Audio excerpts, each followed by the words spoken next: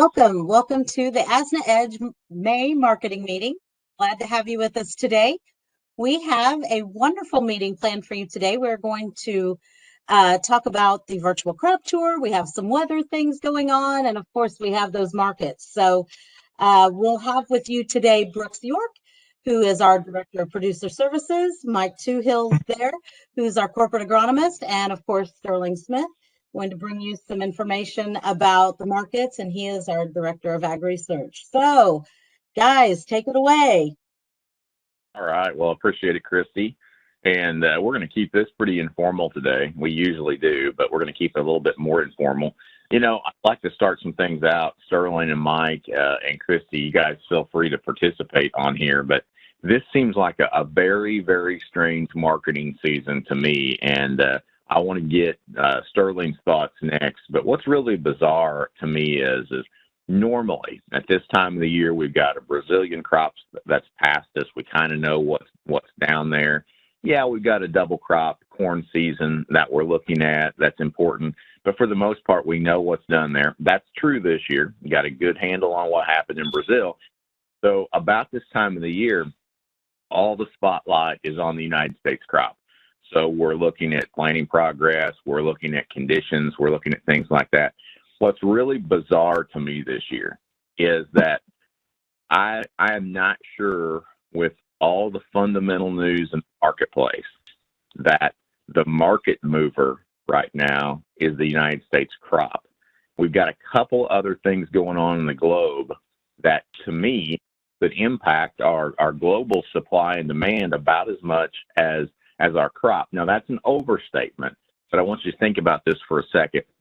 We have zero idea what role Ukraine will play in global production.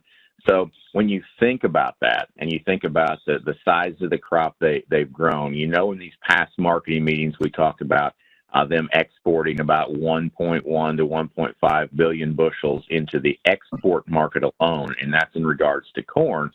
You start thinking about that quantity either being there or not being there for a global presence. That's a big deal. That is a bigger deal than 2 or 3 bushels on the U.S. crop.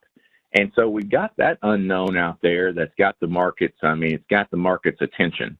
The second thing, and I don't think we understand the scope of this yet, and maybe it's nothing.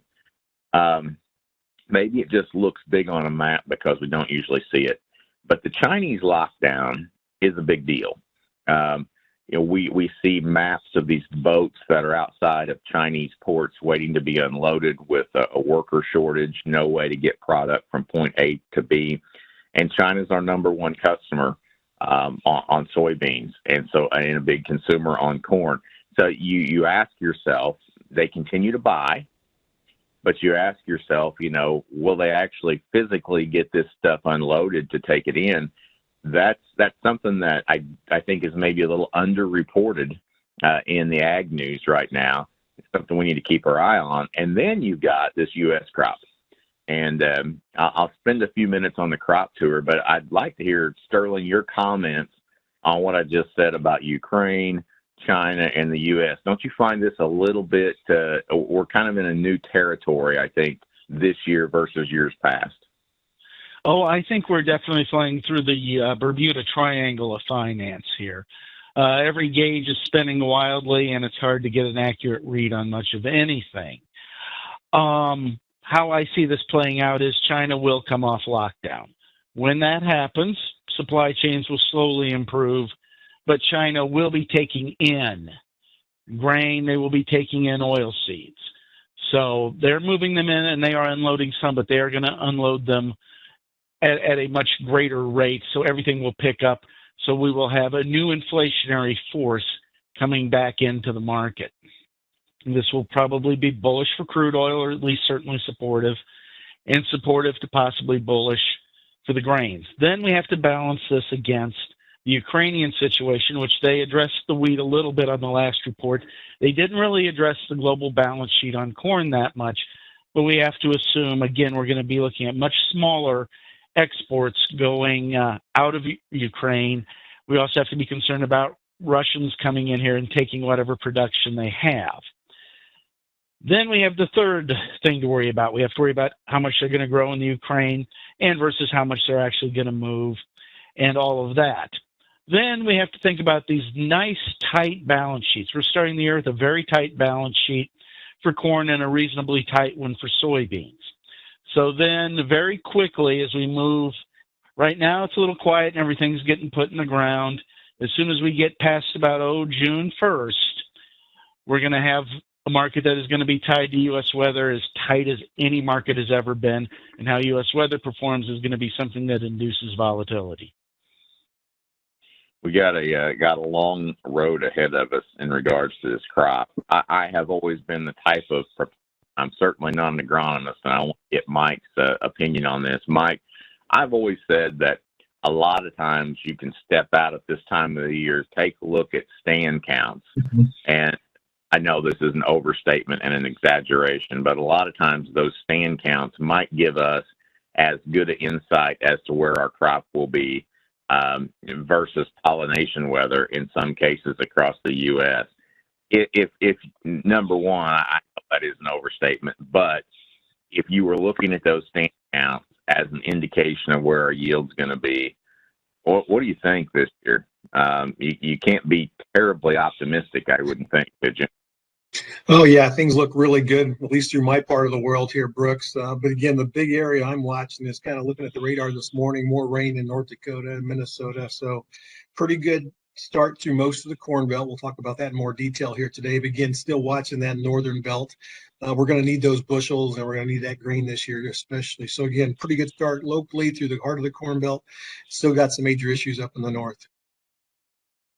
Yeah, it is a mixed bag. You know, we're getting a lot of planters in the field. We're getting quick emergence through a big part of the country. So we're putting, I give you a sneak peek if you're on here. Your virtual crop tour that message this week talks about pollination dates, and it's not necessarily a great window for a lot of the Midwest. It's in that hot window we don't like to see in July. So you'll want to make sure you catch that.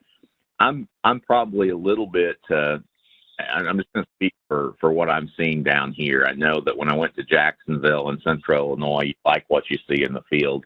Down here, I'm seeing great planting conditions. I mean, we took a planter through fields that it was cover crop, it was mellow, it went in the ground about as good as it could go. But as I start to see emergence here over the last 24 hours, I'm just a little bit disappointed because I felt like we were going in optimal conditions. So we'll see. And as I talk to people on this virtual crop tour across the country, kind of hearing the same thing. Just we're late, things aren't bad, but I rarely hear that things look great type statement. There are definitely places where they do. So we'll just jump into things with the virtual crop tour.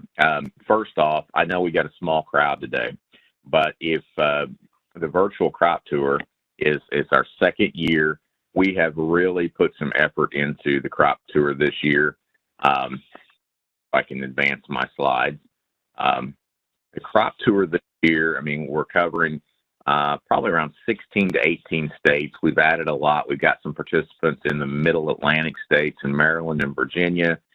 We've got some Carolina crops coming in this week, Georgia crops coming in, concentrating, even got some Wisconsin this year. So we've got a pretty good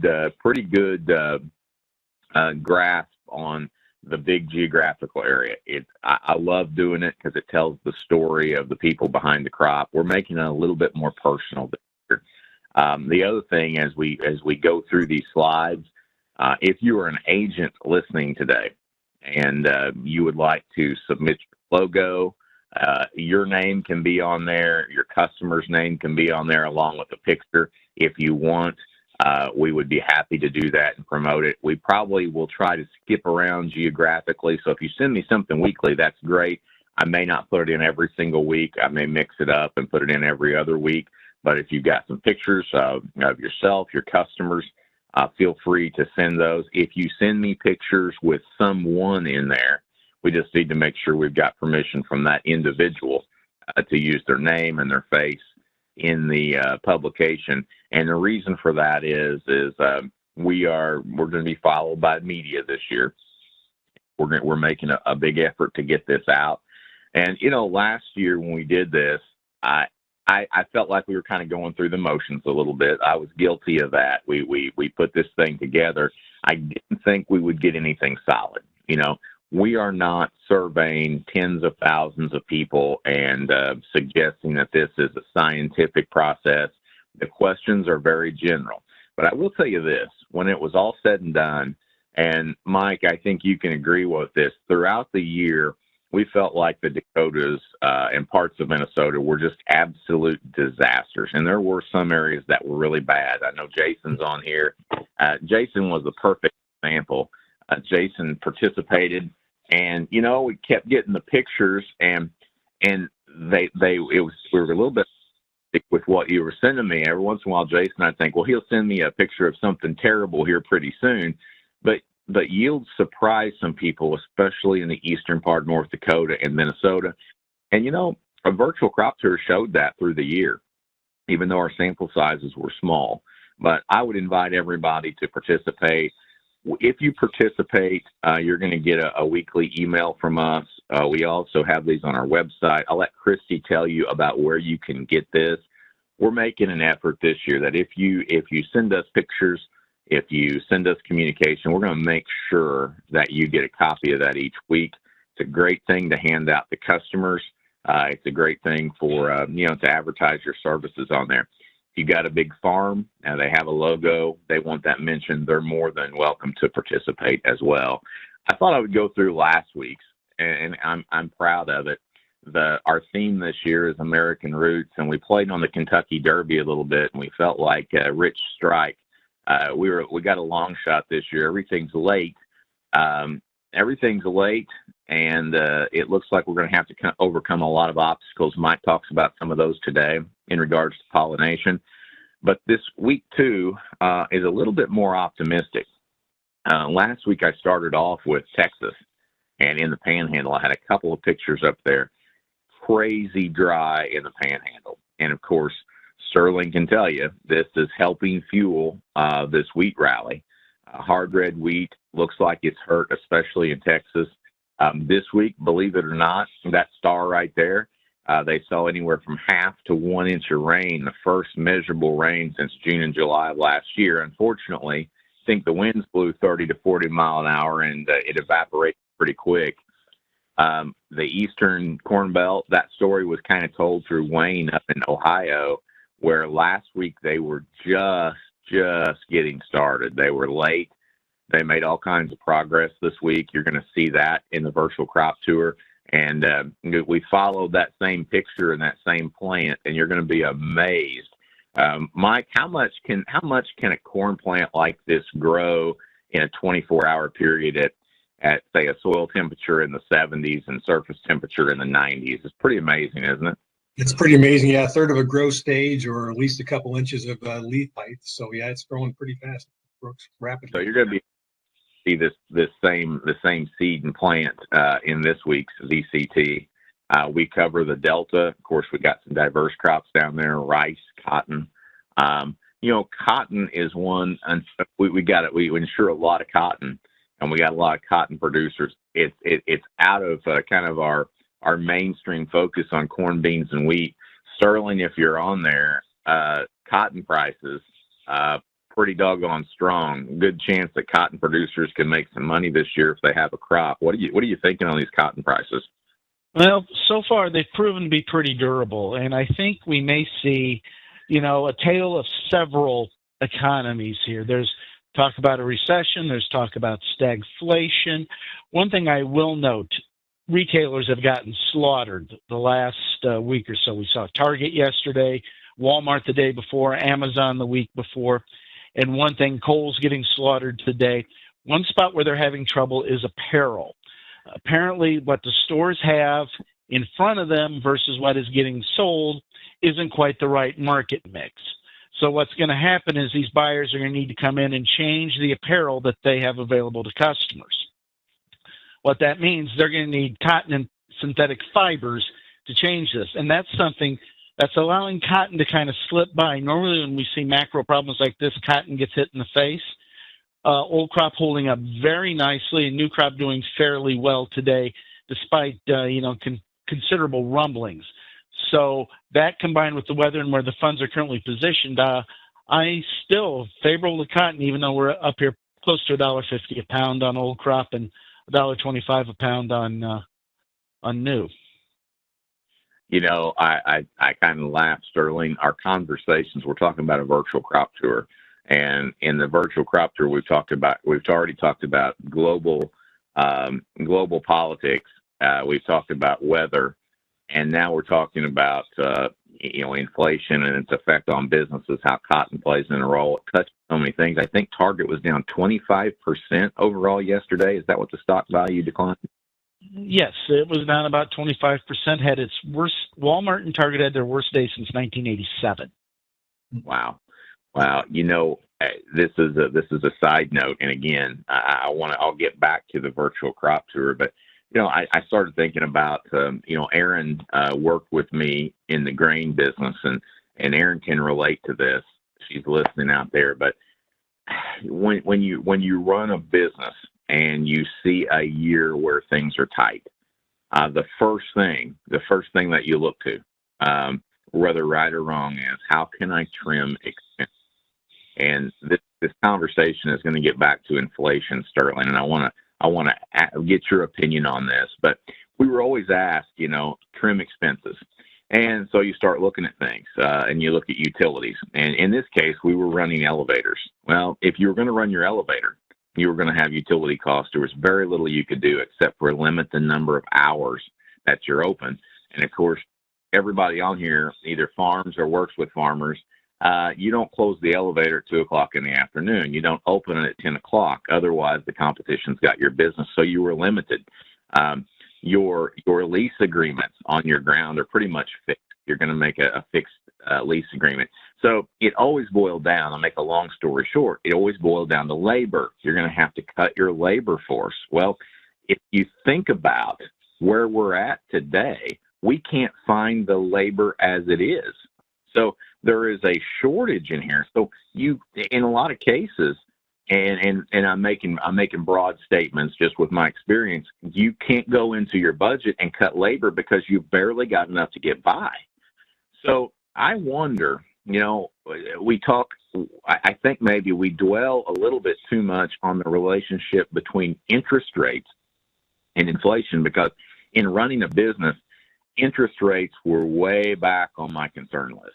I mean, they were way back on my concern list. Most of what we had were fixed. We had great rates, but I'm going to tell you what we couldn't do much about after the fact. And Erin just chimed in. She said, that's when the merchandisers get to dump trucks and grade grain. You're right. That's what we did. I think about energy prices and their role in inflation, Sterling. And this is something I'm going to pose to you. And it is funny how these conversations of crop tour turn into economic issues. But I can't think that if I'm a manufacturer and I've got a lot of shipping costs out there, and I think last month we talked about, maybe it was Amazon. Amazon's profits and the quarter that they had was disastrous because of energy costs. But how much do energy costs and transportation costs play into inflation? Because if I'm that manufacturer, about the only way that I can make margin is to increase the price of what I'm selling, which where we're at. Tell me about energy and inflation. We're not hearing it mainstream. I have a feeling there's a link there. Well, I want you to think about a loaf of bread, okay? We're going to start with that manufacturer who makes the seed. He's going to put that seed in the bag. It's going to make it to the farm. It's going to get planted, goes to the mill, gets turned into flour. That flour gets moved to the bakery. The baker has to bake it. Then it gets loaded on a truck and it lands at the grocery store, and the grocery store has to put it on the shelf. At every single checkpoint through this process, there's diesel. At every single checkpoint. That's how you move the stuff. That's your first problem. The second problem is there's natural gas in here. What? Well, that's where we get a lot of our electricity from.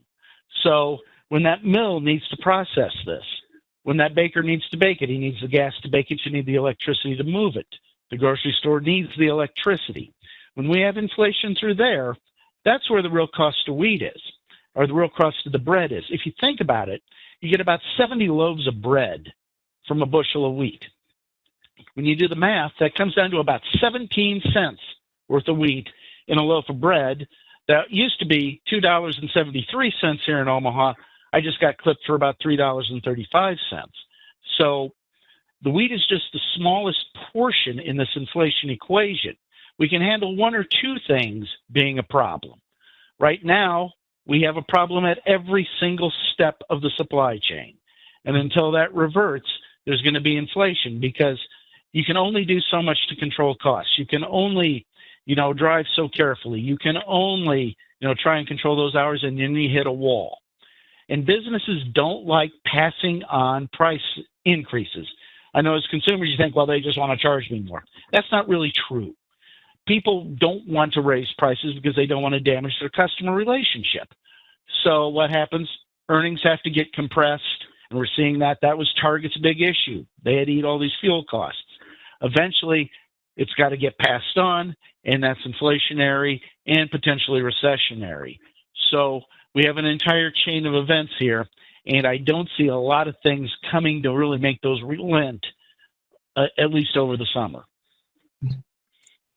I think that, Sterling, what you said there, and we're going to get on with last week's virtual crop tour, but these are great conversations to have.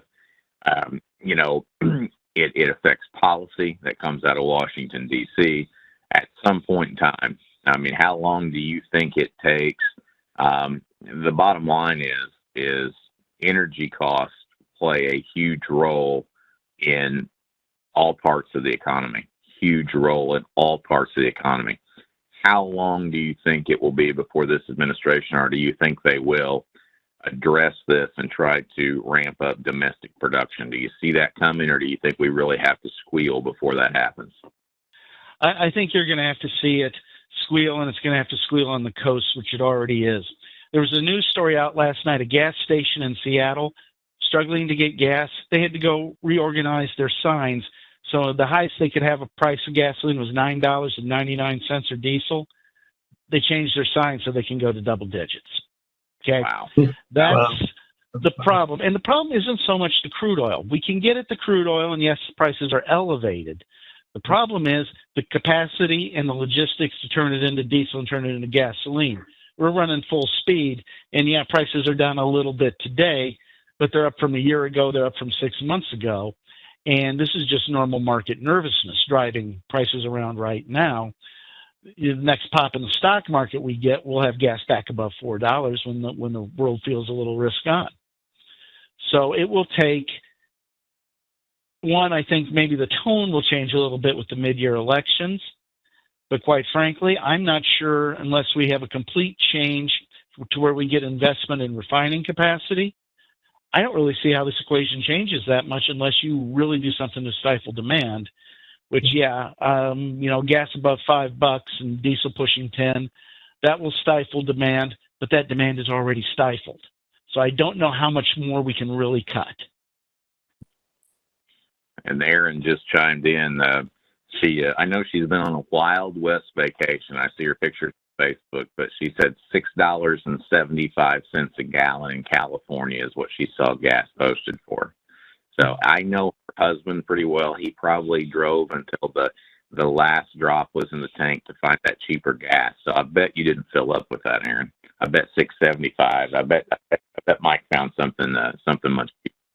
So I'm gonna make a statement. We switched over to Georgia, and we see things that they're late down there, but they're good. I'm going to make a statement, Sterling. This is going to knock your socks off, and you're going to disagree with me on this. The same statement that you talked about on refining capacity in regards to oil, I think we could potentially see something like that in soybeans in the next 24 to 36 months. I know that sounds crazy. I'm bucking the trend, but I can see a worldwide swing to soybeans, especially after farmers pay their bills. So that's going to be your crazy statement of the day. You got any comments on that? You can argue with me. Yeah, I don't think you're crazy at all. I'm not disagreeing with you at all here. Cargill announced yesterday they're building a new soybean processing plant in Missouri. And I've noticed when I look at exports, things are changing. we are becoming a much more important exporter of soybean meal. Ukraine puts a lot of vegetable oil into Europe from canola, from rapeseed. That's not going to be happening. So guess what? There's going to be more demand for the soybean oil that's trading at these ridiculously high prices. And I was talking to a buddy of mine who runs a hedge fund in New York, and he asked me if I could pick one commodity that's going to be the hottest thing for the summer. I told him old crop soybeans, because we are basically out of soybeans as a world to move them. They're already mostly spoken for. If there's trouble with this crop, yes, November's going to go up, but if I want my beans and need them now, I'm going to be needing to buy these old crop beans. And you can see, I had this conversation with him. They were trading about $15.20. We're trading, getting close to $17 now. And that was 6 days ago. Yeah, really turned the corner. And while we've got a southern state on here, if you are in the South, there's going to be some really good opportunities for early beans that hit the market. So I would be very patient right now on basis levels for August beans that go to town.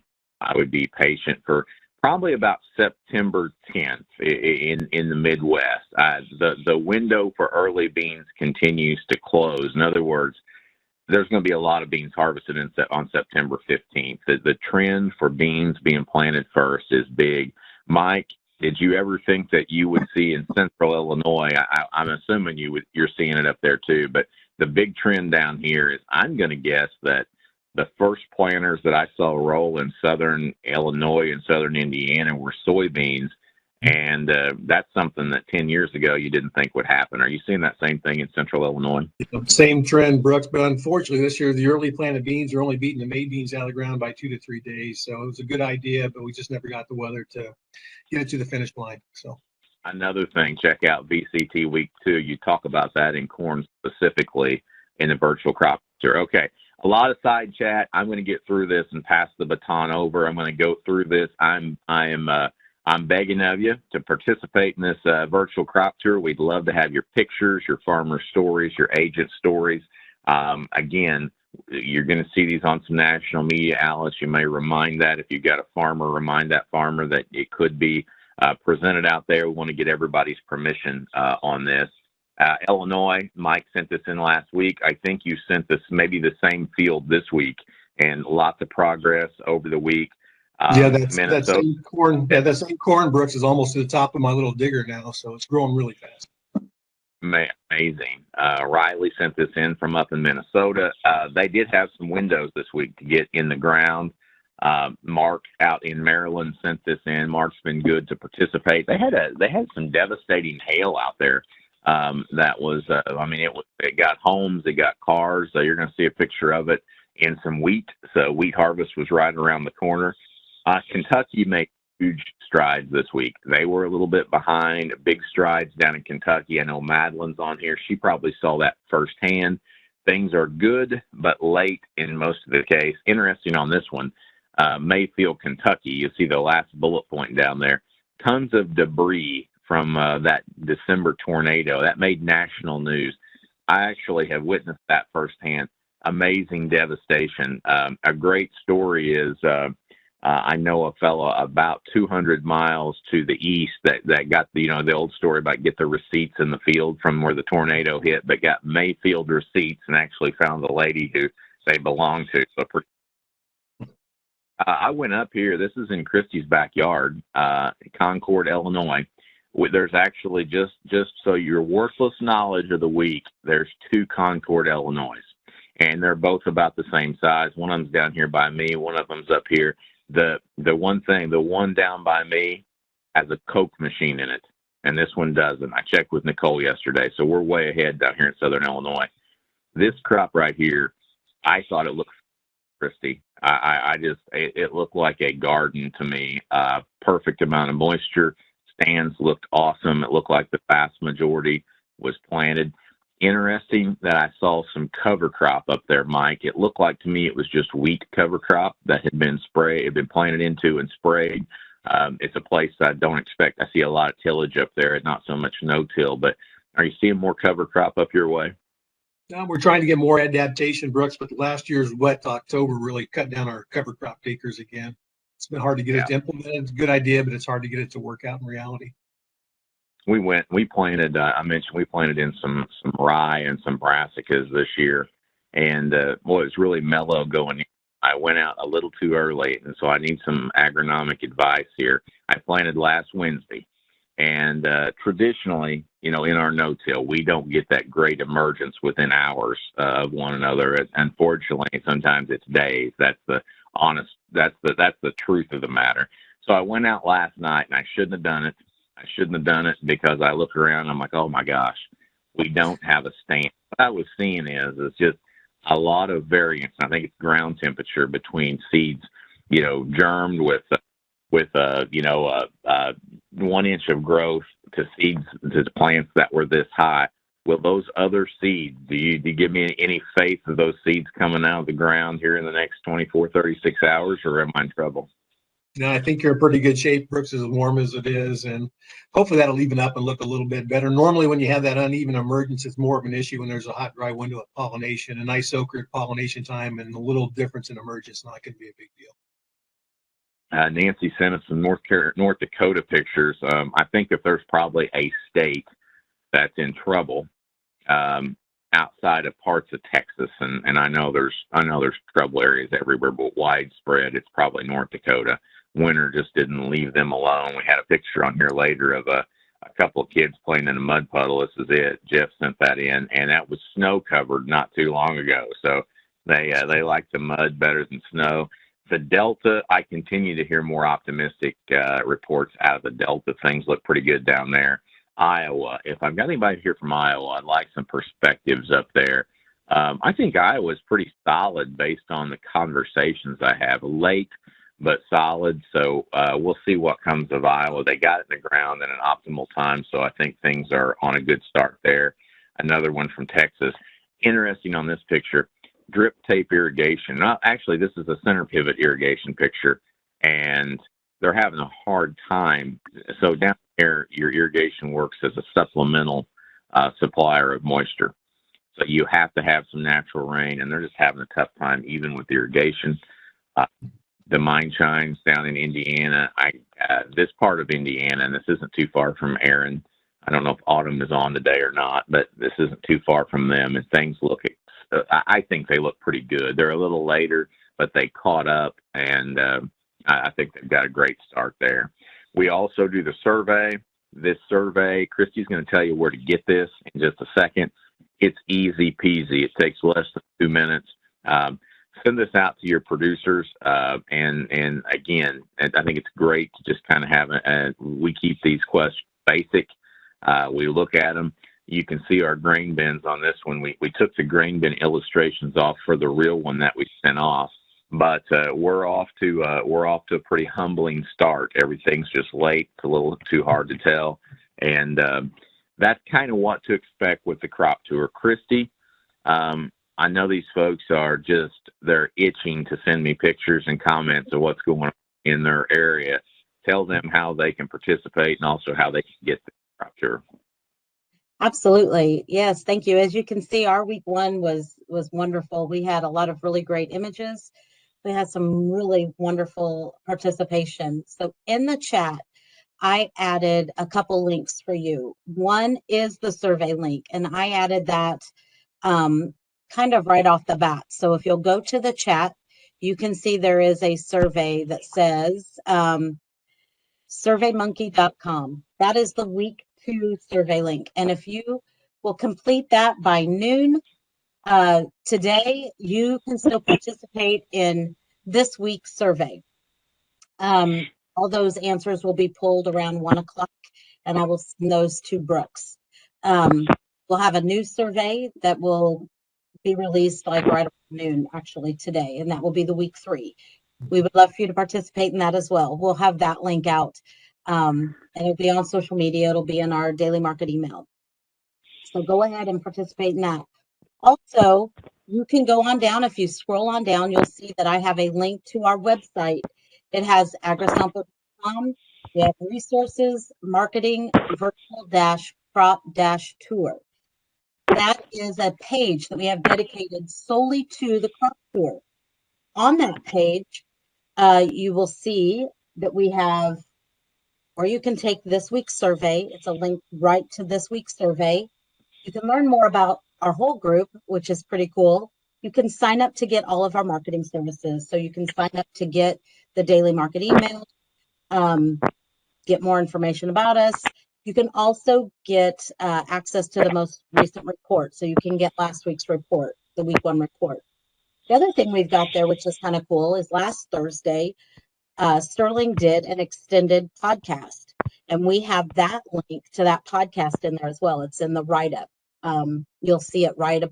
It's kind of like in the last paragraph. It says our virtual tour will begin the week of May 13th. We'll get that updated, but it says you can keep up with our daily podcast, which we do want to go ahead and plug as well. You can listen to that podcast every day. Sterling does 2, 1 in the morning, 1 in the afternoon. And the Thursday one now is a little bit extended because he provides some information about that. So we're about the tour. So there's all of our information. If you would like to submit images, you can text those to Brooks or myself. We'll get those put into the tour. I'll put all that information also in the chat here. You can also email those to marketinginfo@sompointernational.com. I'll also put that in the chat. So I think that's it. Is there anything else I'm missing, Brooks? No, I think that's it.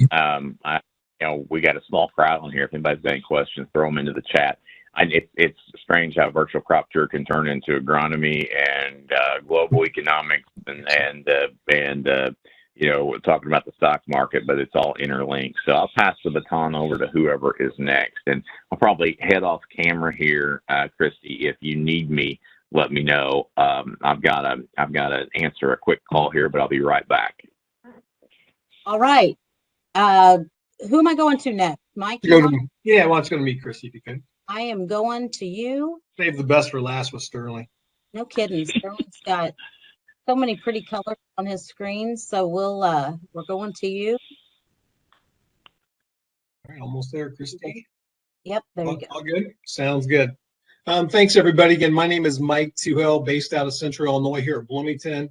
Want to talk just a little bit about planting progress. Last week's report is old news. We'll talk about that a little bit, and we'll kind of look toward next week, early crop development, and also look at the weather.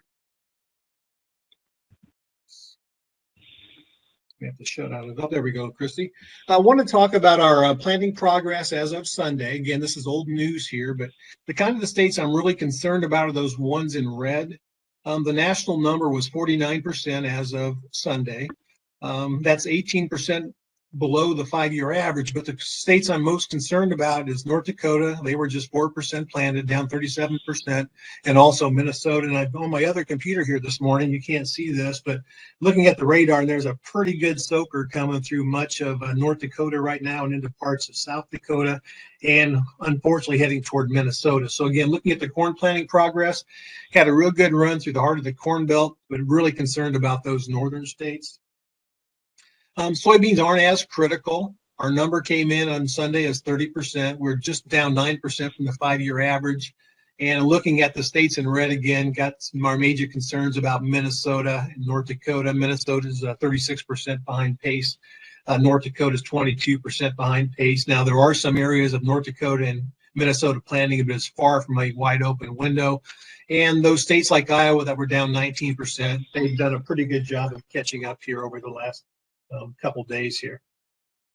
Wanted to look a little bit at this map. This is actual rainfall map as of Tuesday. This kind of tells me who was planting corn on Sunday, Monday, Tuesday. That's going to show up in next week's report. And looking at that map, there's lots of areas in white: southeast Minnesota, most of the state of Iowa, most of Illinois outside of this stretch here that got a pretty good rain on Friday night. So it looks like to me we are getting pretty close to wrapping up corn and bean planting in most of Iowa outside of these wetter areas. Got a pretty good run in southern Wisconsin. Illinois is pretty well wrapping up, northern Missouri, and also parts of Michigan. So pretty good run here. We had 1/10 of an inch here yesterday, and there'll be planters running this afternoon when I get out and about. So again, old news, last week's planting progress, but a pretty good run here Sunday through Wednesday. This is my bigger concern. It's spring wheat planting. This is the numbers as of May 15th. We were just 39% planted on spring wheat, just a 12% increase over the prior week. And last year we were at 83%. This time last year, and the 5-year average is 67. And Minnesota is just 5% planted as of Sunday, and North Dakota just 17%. So again, corn and beans were behind. We're catching up pretty good, except for North Dakota, Minnesota. But spring wheat, I think we're in some big trouble there. And this is kind of a busy chart here, but what I have here is a chart that kind of talks about optimum planting date in North Dakota. This will be the northern part of North Dakota, working my way toward the southern part of North Dakota, towards South Dakota. And as you can see, the optimum week of planting spring wheat in those areas is long gone. And basically a month after optimum is the last planting date, and we're already getting to the point where it's too late to plant spring wheat in much of North Dakota. And there are some significant losses on spring wheat per day. So again, spring wheat is my bigger concern. It looks like to me a lot of those acres are probably going to go to soybeans. We'll maybe see what Thurling thinks about that during his part of the presentation. I do have a little bit of better news here in the 7-day expected forecast from the WPC. Pretty good rains throughout most of Missouri, Illinois, Iowa, Indiana, Wisconsin. I think most farmers are going to probably take that at this point. And we do see a drier trend up here in North Dakota, South Dakota, Minnesota. But again, unfortunately, we're getting some bonus rains here this morning, and every quarter to a half inch when it's cold up there, they've got a chance for some cool temperatures. Saturday night, Sunday, it's going to slow that drying process. So again, this area of the U.S. continues to be my biggest concern as far as getting seed in the ground. I don't know how this is going to shake out. I would suspect that most growers in North Dakota, Minnesota are going to do whatever they can to put a crop in at these prices. On the flip side, though, a lot of farmers will say my APH could take a pretty good hit, so maybe I'm not going to plant. So again, I would think at these prices, farmers will be inclined to plant till the last possible day, although the APH hit may be contrary to that thought process. Emergence was very slow in the April and early May planted corn, at least here in Illinois. That's one of my brother's fields in McLean County. That cornfield was planted on May 2nd, right ahead of a cold rain. I walked that same field yesterday. I've got plenty of corn here to keep. And I was kind of surprised. It seemed like to me, I was more worried about the corn, and the corn made it through the crust. But a lot of my early bean planted friends are replanting soybeans today. So again, I think for the most part, the corn was able to come through that crust.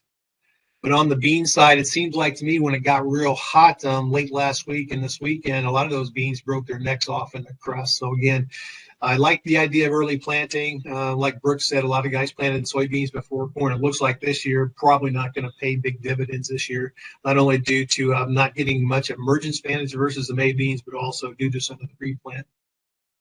Kind of a flip shot here in McLean County, Illinois. We've got crusted in soils late April, early May. And I took that picture right before our 10th yesterday, and I call that a pig pen tractor, the old peanut character pig pen. You can't see the tractor because all the dust. So again, we're getting some seed in dry soil. Most farmers are wrapping up or are done with planting. More rain would be welcome. It'd be nice to get all that seed and good moisture. Nothing more frustrating than planting your crop deep as you thought the moisture was, and you run a little bit short of moisture. So some rain, please. That would be a nice thing for most of the I-states this weekend. There's very little difference between April planted fields and mid-May planted fields in the I-states. I took these slides yesterday. That's one of my brother's fields that was planted on April 29th. That corn is officially about a 2-leaf corn, and the corn we planted 12 days later is officially a 1-leaf corn. So again, not a big difference in growth and development between April and mid-May planted fields. On the soybeans, there's only maybe a 2 to 3 day difference. So again, not a lot of difference there. So that's going to kind of push not only that big round of mid-May planted corn, but the April corn is all going to seem to pollinate during a very tight window this year. So looking ahead to pollination, I'm guessing that by the time the numbers get released next weekend on Monday, at least 60% of the I-states corn was planted in a very tight window sometime between about May 8th and today.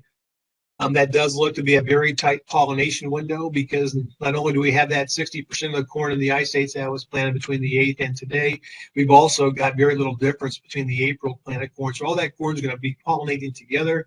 My best estimate as of today, assuming somewhat normal weather, would be a pretty widespread pollination window sometime between July 5th and the 15th. Ideally, we like to be pollinating more corn in the month of June, but I don't think that's going to be the case except down in adults. So it looks like to me we've got a very tight pollination window. And like Brooks said, we're going to push that back maybe 4 to 6 to 8 days compared to normal. That could be good or bad depending on moisture and heat during that critical window. But again, pushing that back into July does make it a little more critical for heat, but not every year. As we talk about early planting yield advantage, like Brooks talked about earlier, a lot of farmers were really jumping the gun, getting those beans in the ground in April, early part of May, kind of waiting on corn. And unfortunately, those beans only beat the mid-May ones out of the ground by 3 to 4 days. I've got more stand with the early planted beans also. So good idea, good theory, but this year we just never got the weather to really make those early planted soybeans shine. As I wrap up my presentation today, and looking forward to hearing what Sterling has to say. This is this morning's drought map, and that does have some concern. We've already talked about the Texas situation coming up through western Oklahoma, western Kansas, throughout much of Nebraska, Sterling's home state into South Dakota. One thing I did not want to see this morning was that southeast drought starting to expand. And looking at some of the summer maps for June, July, and August, there were a lot of meteorologists on the radio this week talking that we're going to have potential expansion of drought. So it kind of looks like to me Illinois could be kind of caught in a squeeze plate. Drought in southeast is potentially expanding, drought in the southwest expanding and kind of covering up this good area. And again, we've got pretty good stands on this mid-May planted corn, but whenever you plant a little bit later, it just kind of pushes back that pollination window, pushes back grain fill, and makes that crop a little more susceptible to late season drought. I'm not trying to alarm anybody here this morning, but I did not like to see the southeast filling up with some drier conditions here today. And the winter wheat tour is going through Kansas right now, and the winter wheat conditions continue to slip. As of the Monday morning report, as of Sunday, Kansas was just 24% good to excellent, Colorado 19%, Oklahoma 13%, and just 5% good to excellent Texas. So again, some rough-looking conditions for the winter wheat here as that crop rapidly approaches harvest. And my last slide here today, before I open up to any questions from Brooks or Sterling or Christy or maybe from the audience, that's my week-to-week change in drought. We were making some pretty good progress in Texas and the Southern Plains. And last week we got a lot drier in Texas, a lot drier in Kansas, and unfortunately a lot drier here in the Southeast. And again, hopefully I'm not being more alarmist than I need to, but it looks like to me we've got a pretty good squeeze play for moisture here, potentially sometime here in the South. At that point, I'll turn it back over to Sterling and hope I didn't talk too long this morning. That's great information, Mike, as always. Thank you so much. I'm not seeing any questions. Of course, if you do have any questions today or any comments, we would love for you to leave those with us in that chat box, or you can also put them in the Q&A. I'm not seeing any anywhere. So I'm going to go ahead, Sterling, I'm going to pass the ball to you if I can get it to go. Sometimes it's not very All right. And thank you, Christy.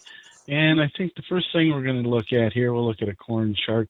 First thing that I'd like to talk about, though, is the weather here in Nebraska has been remarkably uneven, meaning I'm going to see it was low last night, it was about 55. It's going to get up to 96 today with hot winds blowing from Texas. By Saturday night, we're looking at lows in the upper 30s. Next week, we're not going to be able to, it's going to take all the way to Thursday before we see a high of 70 degrees. So that's far from an ideal situation. Our moisture has been okay, but again, we can't seem to hold any warm temperatures. And moreover, what I'm really concerned about is, one, the extended La Nina that most of the weather guys think that we're going to see stretching into fall. If we see that drought further develop in the southeast, that is going to spread, and that is definitely going to be a concern. And the variability of our weather here in this stretches, going east into Iowa, could create some problems. Christy, can you see my screen okay? No, it's gray. We got the gray again, Sterling. We got the gray. Okay, well, let's try this again. The calming Bloomington beige screen. Let's try this. So we'll start with the good news here. And this is a chart of July corn. And as you can see, this was yesterday's action. Yesterday we had a lot of nervousness in the market. We saw the Dow down 1,400 points. There was a lot of that risk-off selling.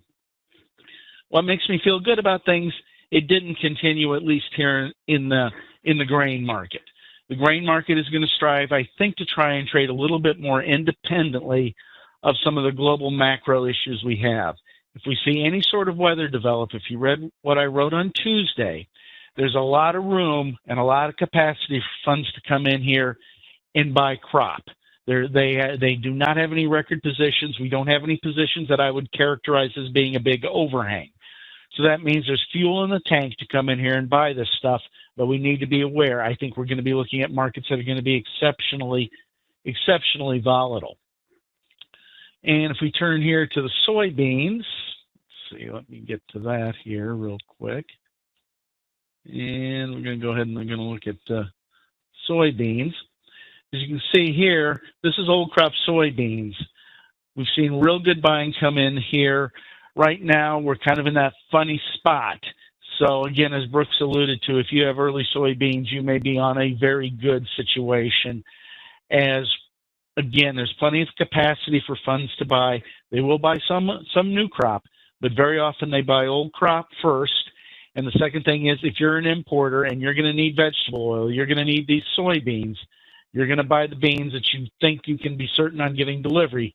So we may see unusual demand in the new crop across the summer period. So if you've been lucky enough to hold on to some beans and you still have some, well, I think you can probably hang on, because you're probably looking at a situation, best of both worlds, where basis rises, and along with that, you're going to see better board prices. Now, we talk about something that's completely different. This is a chart of the U.S. dollar index, and as you can see, since interest rates started peaking up, the dollar has been noticeably strong. We've been able to rally these grain markets, or at least keep them sufficient during an unusually strong dollar. Now, as you can see here, we're beginning to turn the corner. This, no one can predict a top or a bottom, supposedly, but this looks a lot like topping out action in the dollar. What's driving this is, as the stock market continues to struggle, interest rates are going down. If we look right now, I'll punch up where the 10-year is, and what we've seen going on with that, as interest rates drop, that tends to take a currency lower. The Fed does not really want the dollar to be too strong, because that can be unduly recessionary. But as you can see, interest rates spiked above 3, and since we've had our little stock market problems, they've been easing. This is good for the dollar. This is a problem for the Fed, though. When the Fed wants to go and tighten and they want interest rates to go up, seeing them reverse like this is a bit of a problem. That means when they go and they start absorbing this balance sheet, when they start hiking rates, market conditions may not be as agreeable to hiking rates as they were in March. As you can see, market did a lot of heavy lifting. Well, a lot of that is reversing, and we're reversing again today. So we could see interest rates ease off a little bit, but that's going to create even more problems and more convolution for the Fed, and that in turn is going to lead to more global and more macro incidents, as it were. But hopefully the grains trade independent of this. Now, looking at the wheat right now today, and we're going to talk about the star of the show here. We're not going to talk about Chicago or Kansas City. We're going to talk about Minneapolis. Because if we're going to get some strength, the problems in Kansas are widely known. As you can see, we made a new life contract high here on the July Minneapolis wheat just 3 days ago, pushing $14 a bushel. So if we continue to see these problems, one, farmers can't get it in. You've got great soybean prices. If you have the ability to put in soybeans and you have any doubt about planting that wheat, you're going to plant soybeans, okay? That's something you can certainly, in areas in western Minnesota and the eastern Dakotas, that's something I think is a very real probability that you're going to see them plant, because you're going to see, continued elevated soybean and corn prices until we get some balance sheet resolution. And we may not see that balance sheet we may not see that ease up until we're certain we have a good crop out of Brazil. So we have weather to add to volatility. We have a lot of things that are going to be completely different. So more so than ever before, this is the time where you want to be informed about what's going on. Next, we're going to talk about energy a little bit. And right now, Dow's down about 300. The S&P's down about 25. Both have been down, and the market's just chopping around in its mean, ill-tempered manner. As you can see, crude oil prices continue to edge higher. This line right here is the 50-day moving average. As you can see, the market, every time it gets close to this or gets a little bit under it, we see buying. The general trend is still moving upward. And if you project this out a little bit here, and I'll create a little channel here for us. Put that at the bottom. We're not going to really take that top too seriously with the invasion top. As you can see, the general trend is moving higher. Bullishness begets bullishness, just like drought begets drought. So you'll see funds begin to press this. They will begin to chase this higher. Number two, the Chinese lockdowns. When those end, demand for this thick, goopy stuff is going to go up, and there's not going to be a lot anybody can really do about it. Yes, Russian oil will find its way into China. Guess what? The Europeans who need oil are going to be buying it from the Middle East, Venezuela, and probably us.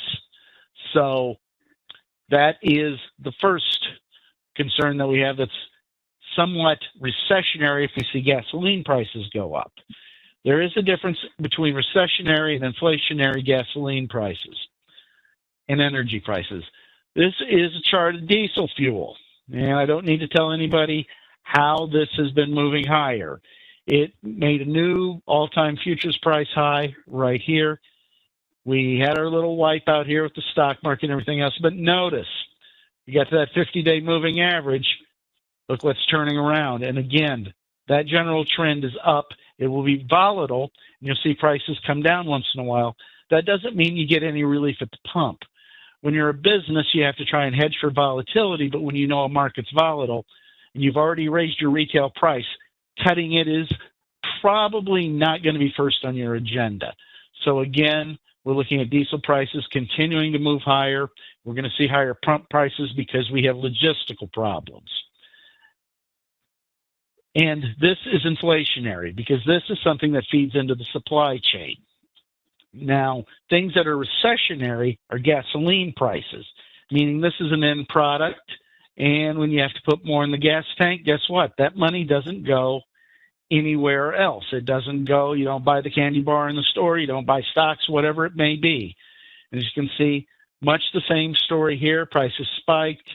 We had the market scare yesterday, and then we kind of went no bid from the new high, and prices came down. But again, this trend is generally up with spiky tops and recoveries. I don't see anything really that's going to get in the way with that. Consumer still has a lot of money, has a lot of available credit. He's not going to Target and Walmart buying things. He's going out driving, flying, doing things that consume gasoline. So that demand has plenty of fuel to keep it stout, at least certainly through, July or August.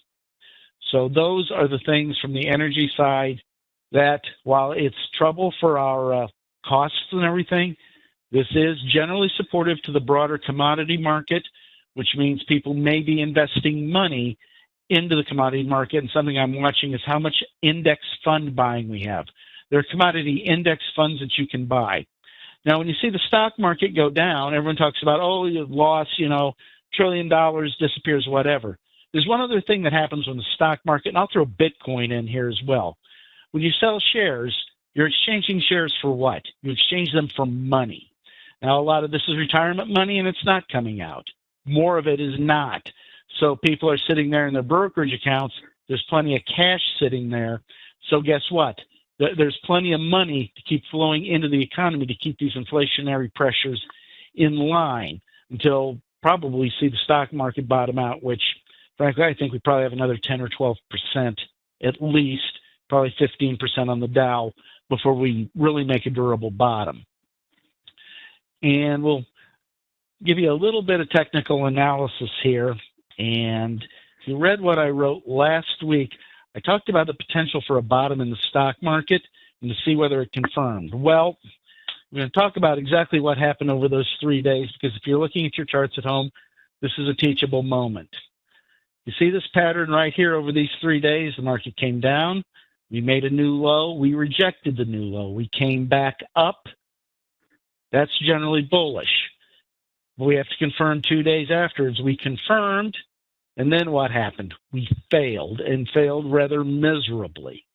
That negates this bullish signal and makes it a very bearish signal. So again, we're going to have choppiness in here, and that's going to lead to choppiness elsewhere in the markets. And we're just now starting to see gold actually start doing a little bit better. And that, again, is a sign that the inflation monster is not back in the bottle just yet. And we'll close out with natural gas, because this is going to matter if you're running an irrigation pump. This matters if you use electricity. And we're going to talk about fertilizer. Again, as you can see, once again, the general trend is up. Yeah, we break a little bit, but she comes right back. And that is how a bull market behaves. The bear market behaves just the opposite. And this is looking like, again, we're going to see elevated natural gas prices until we get some sort of resolution with the situation in the Ukraine. The environment for natural gas is going to be favorable. There's already talk about rolling blackouts and issues in Texas stretching all the way up here, because there may be natural gas issues in Texas, for heaven's sake, or electricity issues which generated from natural gas. So we have a lot of moving parts. And again, please listen to the podcast daily. If you want to think about making a hedging plan or something like that, feel free to reach out to me. I'm happy to go over the details, and because this is going to be a situation where we're going to get opportunities, but we have to be nimble around them because the markets are going to be very choppy. And with that, Christy, do we have any more questions? I am not seeing any, and I just put your email address in the chat box as well, just to make sure. Let me go back. I'm not seeing anything in the Q&A. I'm not seeing anything in the chat. You guys are just doing such a good job of getting all the information out and explaining it well. If you have any questions, though, please put those in the chat box or in the Q&A, or you're welcome to email us at marketinginfo@sompointernational.com, and we'll be happy to answer those as they come in. We are recording today's session, and it will be available in an upcoming daily market email, and we will have it on our YouTube channel. Hopefully, hopefully by tomorrow. It might be today if we can get it out there. Just not sure if it's going to make it today. But I'm not seeing anything. I'm not seeing anything coming. So any other final thoughts, Brooks or Mike? It's a busy day. I think everybody's in the fields. I think everybody's just excited to get back out and get going and moving forward.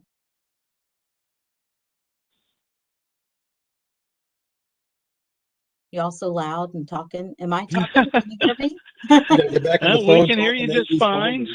I think you guys can hear me. I hope you guys can. All good. All right. Get back on the phone talking about replant. So. All right. Well, I think that's probably it for the day. If you have anything, like I said, please feel free to give us a call, shoot us an email. We'll be happy to answer those questions for you. Make sure you join us for the virtual crop tour. Send us those pictures, answer that survey, and we'll see you next time. We will be here next month, and join us for the next WASD. Join us on social media. Join us for the podcast. We're here to answer your questions and be a part of the story. Take care. Have a great rest of your month.